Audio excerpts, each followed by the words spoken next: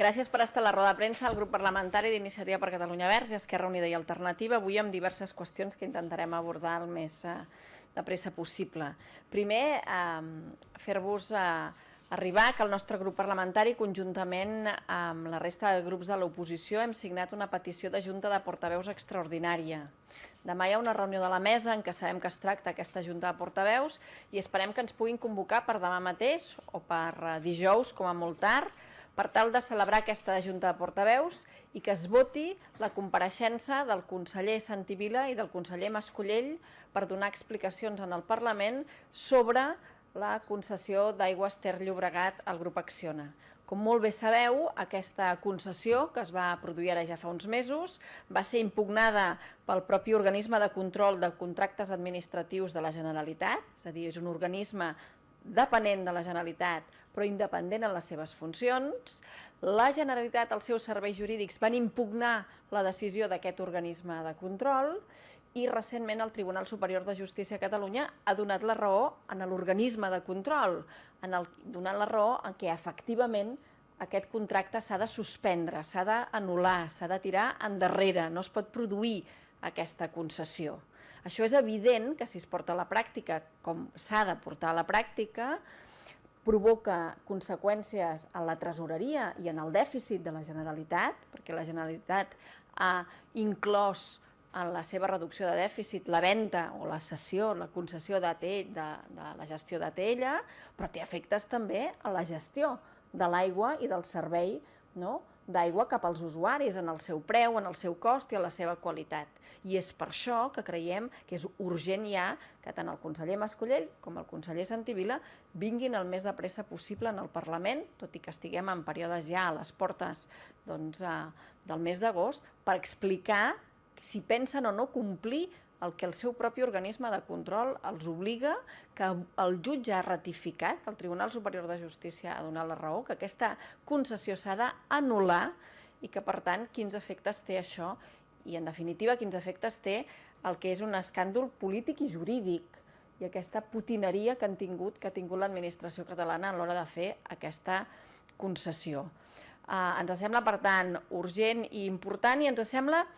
que contrasta amb el que ahir veiem fer el president de la Generalitat, que és lluir un portal sobre la transparència, en el que ens deia que parlaria o que s'inclouria fins i tot la informació sobre els contractes públics o sobre tota la contractació pública que es fa a Catalunya. Doncs la millor manera de ser transparent, fins i tot abans que el portal de la transparència i que una web, és que en una concessió tan important com la de l'aigua de bona part dels catalans i les catalanes, sapiguem què caram ha passat, sapiguem què caram pensa fer la Generalitat quan se li ha anul·lat una concessió i sapiguem quins són els efectes, quants diners de moment ens ha costat o ens pot arribar a costar aquesta situació. Per tant, en aquest sentit, creiem que el millor exercici de transparència, fins i tot abans que la web, és que demà puguem decidir, o dijous, que aquests consellers venen al Parlament a donar explicacions, no als grups, sinó a la ciutadania de Catalunya. Prèvia, o en tot cas, abans fins i tot o després d'aquesta mesa en què es dirimirà aquesta petició de la Junta de Portaveus, que insisteixo bé, signada per tots els grups de l'oposició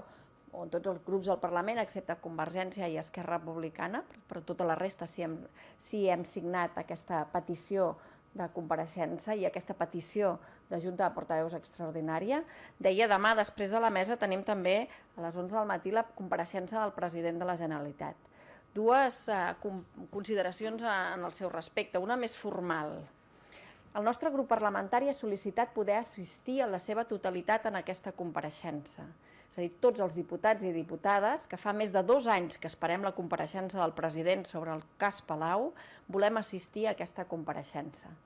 El reglament ens avala. El reglament permet que qualsevol diputat pugui assistir a totes les sessions del Parlament, siguin en ple o en comissió. I la resposta que hem tingut, en aquest cas, dels serveis del Parlament, és que tenim una quota proporcional a cada grup parlamentari, que en el nostre cas és de només 5 diputats. I no hi estem conformes. Tots els 13 diputats volem assistir demà a la compareixença del president. I hi ha mecanismes físics per permetre que hi siguem. afortunadament el Parlament té prou espais, prou sales, grans i petites, un hemicicle fins i tot, perquè es pugui permetre que tots els diputats que vulguin puguin assistir a aquesta compareixença. No sabem si hi ha altres grups que estan en la mateixa situació, ens fa l'efecte que algun altre també, però el que no ens pot dir el Parlament és que no hi cabem, perquè els diputats tenim tot el dret a assistir a una compareixença de la transcendència que té la compareixença del president de la Generalitat demà, i per tant hem de poder assistir a aquesta compareixença. Insisteixo, el reglament ens hi avala, ens hi dona dret, el temps que fa que esperem aquesta compareixença i aquestes explicacions per part del govern també, i per tant crec que hem d'insistir a la mesa i en els serveis del Parlament perquè garanteixin que demà tots els diputats del nostre grup que vulguin, que són tots els que ho han manifestat, puguin assistir a aquesta compareixença. I dit això, ja no només formalment, sinó sobre el contingut, demà el que esperem del president de la Generalitat és que no ens vingui a dir el mateix. És que no doni de nou excuses sobre el que el jutge diu o no diu, perquè avui el que hem constatat és que allò que la Comissió Parlamentària del Parlament, que havia de ser una aquelarre sobre Convergència, però que aquelles conclusions que concloien clarament que els diners de Ferrovial anaven de manera directa a parar a les finances de Convergència Democràtica, avui ho assumeix també el fiscal que porta aquest cas i ho assumeix també el jutge que porta aquest cas. Avui no és un pim-pam-pum polític, avui no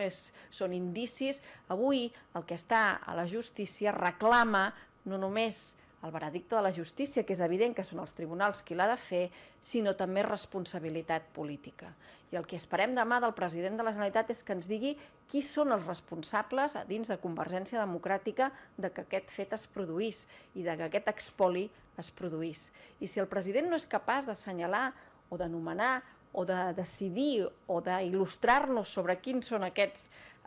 responsables, entendrem que és el propi president, en tant que màxim dirigent de Convergència, qui ho assumeix personalment. I el que li hem dit i hem advertit al president de la Generalitat és que no es pot liderar el govern de la Generalitat, no es pot liderar cap procés ni de transició nacional ni d'encarar-se a la crisi des d'un lideratge que ve tocat per qüestions que tenen tant a veure amb la corrupció i que tenen tan poques explicacions davant de fets tan greus. Per tant, que pel bé no només de la presidència de la Generalitat i de la institució, sinó pel bé de tot el que hem començat a Catalunya, demà el president de la Generalitat ha d'assenyalar clarament qui són els responsables que allò que jutge fiscal, però també la comissió parlamentària ja coincideixen, es produís en el cas de corrupció del Palau. I, finalment, per valorar el projecte de llei que el govern de la Generalitat avui ha aprovat respecte a la llei de governs locals. Molt ràpidament, perquè tindrem ocasió de valorar aquest projecte de llei, de fer-ho també amb la gent del món local, amb els alcaldes i regidors i regidores,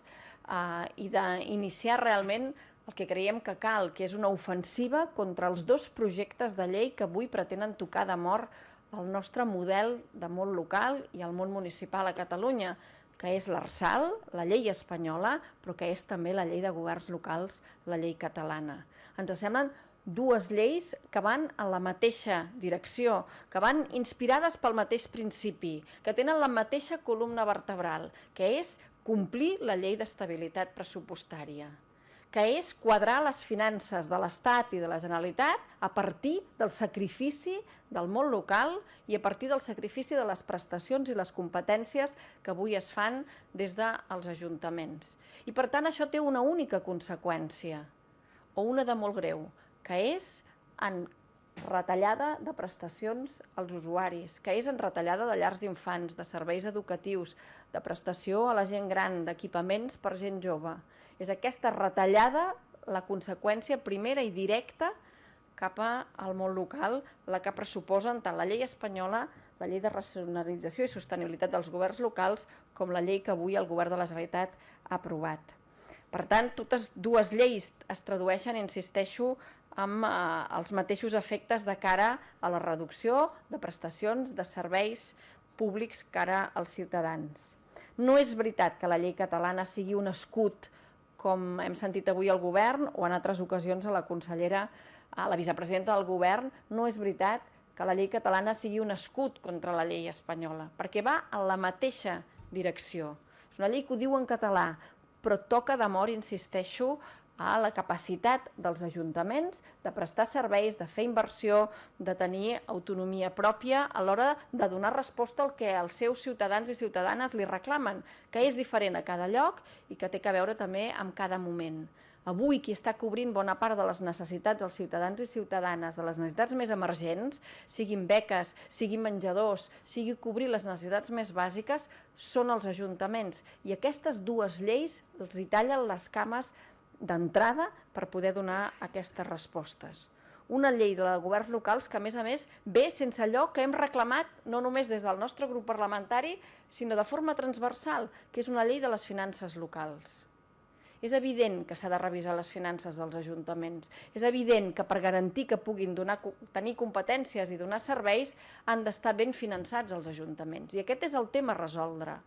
I el govern de la Generalitat ha preferit fer una llei de governs locals que retalla els ajuntaments abans que abordar el finançament dels ajuntaments. Tenim una mica la sensació que el govern de la Generalitat amb els ens locals fa el mateix que el govern de l'Estat amb la Generalitat, que és centrifugar el seu dèficit, que és intentar expulsar la retallada cap a una altra administració. L'Estat centrifuga el dèficit, retalla les competències de la Generalitat fa exactament el mateix cap al món local. I aquí toparan, com a mínim, la força i la vocació d'una força política i d'una coalició com la d'Iniciativa i Esquerra Unida. Per tant, ja els anuncio que batallarem contra el que pressuposen aquestes dues lleis, la llei catalana i la llei espanyola, de racionalització del món local o de governs locals, perquè malgrat que es venguin l'una contra l'altra van a la mateixa direcció i tenen una afectació gravíssima en el món local. Això és tot per part nostra.